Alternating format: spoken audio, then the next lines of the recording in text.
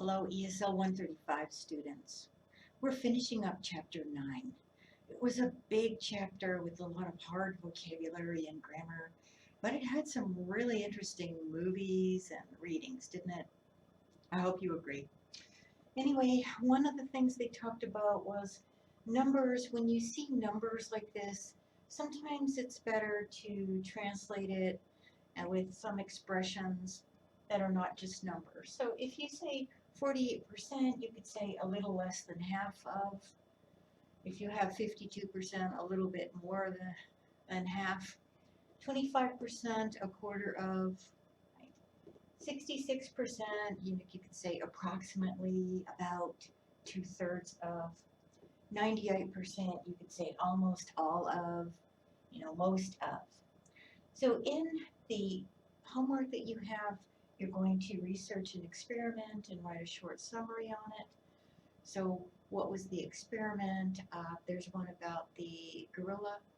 When people are paying attention to something, they don't notice a lot of other things. So that's one you can report on, but there are a lot of other experiments there.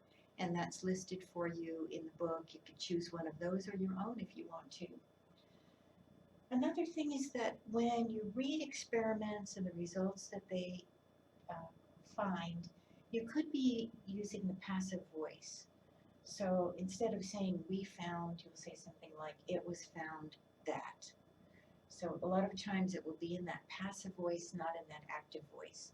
So you're focusing on the thing that you saw, not that you saw something. Remember passive voice? With passive voice you have the subject, the verb, and you have the direct object. So now you want to focus on the direct object.